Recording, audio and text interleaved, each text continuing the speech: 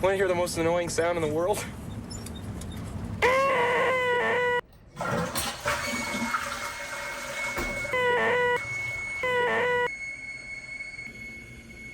Still going.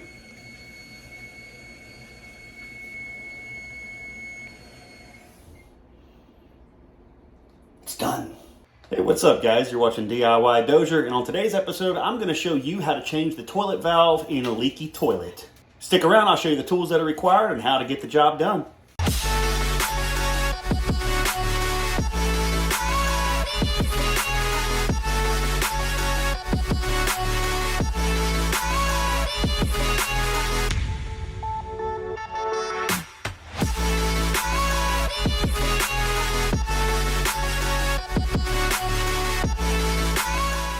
So the items needed to replace this toilet valve are going to be the actual toilet valve itself as it pertains to your toilet. You're gonna have some plumber's tape, some channel locks or adjustable pliers, and a towel, or you could also use a bucket.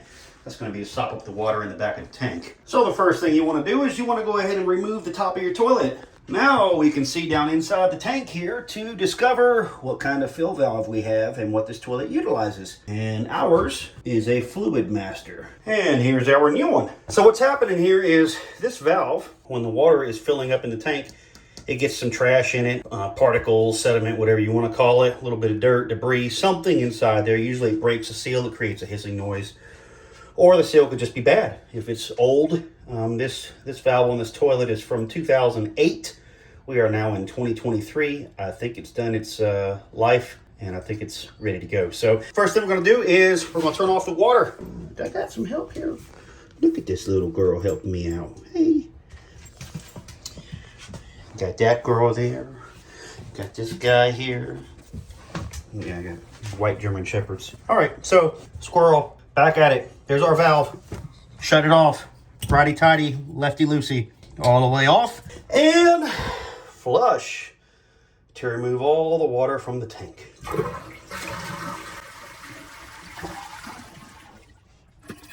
All gone. This is a good time to clean out anything that may be there lingering in the bottom. That is dirt.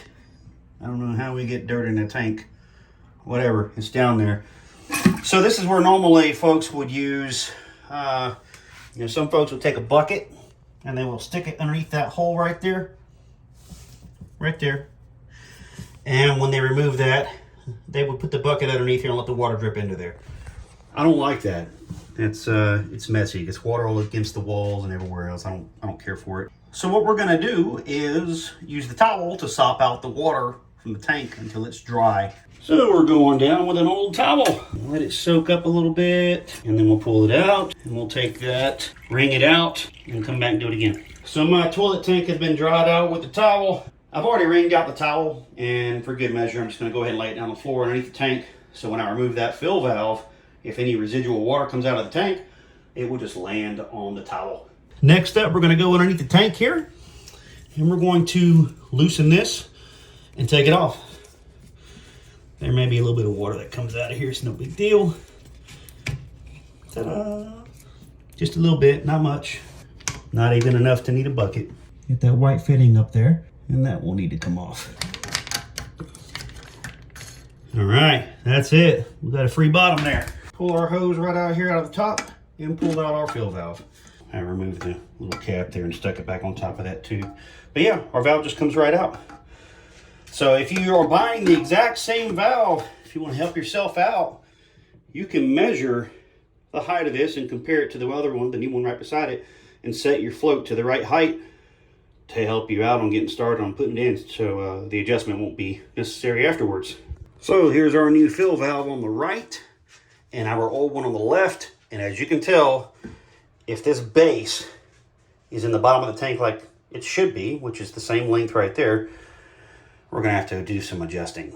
So we're gonna unscrew this a little bit, bring it to the same height as that one, and it should raise our float up high enough to where it needs to be. Let's give that a shot. And there we have it. All I did was grab this base with my right hand, put my left hand on the gray part there, and twist it counterclockwise, and it unscrews, makes it taller.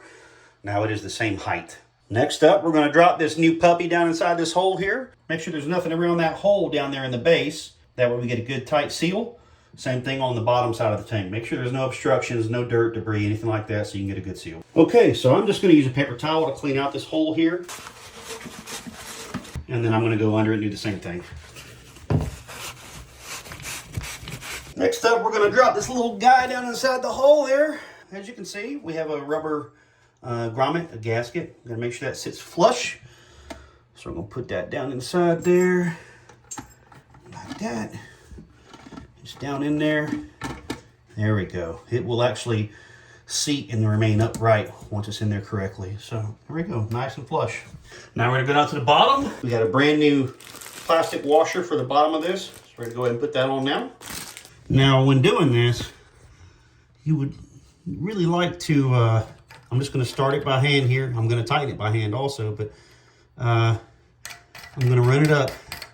And once it gets to the bottom there, I am now going to take, it's not snug yet.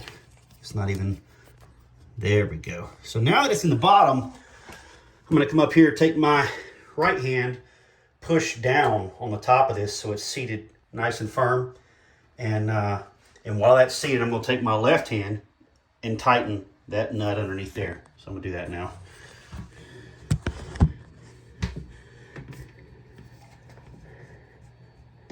We just want to get it snug, not too tight. So that's snug. Grommet's down in there good. We're going to connect our water line back to the toilet here. Just going to hand thread it. No need for any pliers or anything yet. I'll get it tight. And actually, I don't even think we'll need any pliers on this one. That feels pretty good. So if you look down in here, you can actually swivel this little guy. But I've got it to where this little nipple here for the water outlet is pointed towards the tube, the water overflow tube. So I'm going to go ahead and take our new hose here, and I'm going to attach that. And we're going to take it and feed it down inside this little hole right here. There we go, just like that. Now if you wanted to, you could remove this little white cap here that it directs the hose down inside there.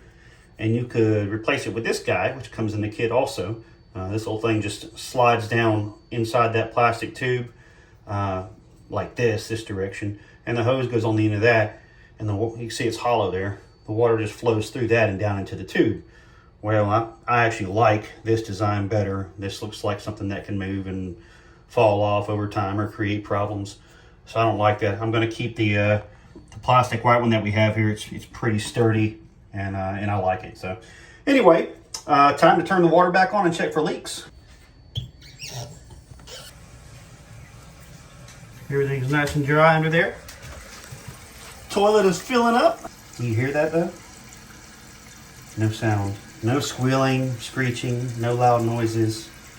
Just pure toilet flushness bliss. Make sure it fills up to the right height. All done. Double check again. Make sure we don't have any leaks. Everything's nice and dry, no issues. Grab the tank lid, put it back on. There we go, tank lid back on, and one more flush just for good measure.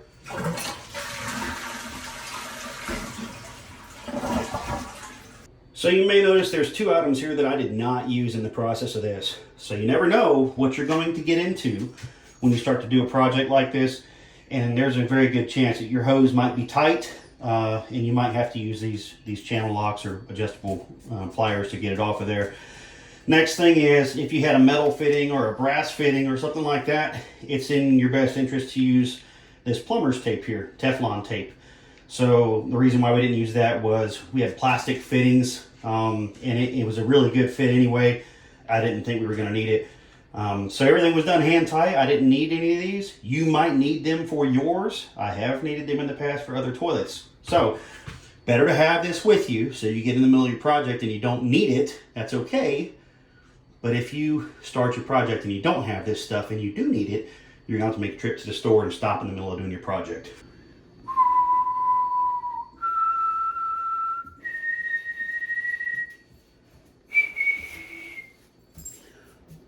Only one man knows what it takes to play with his toilet. And that's going to wrap up your toilet modification services with DIY Dozier. Go forth, do great things, enjoy the go. This video is brought to you by DIY Dozier. Like, share, subscribe, comment. hit that bell so you can be notified of future videos being released.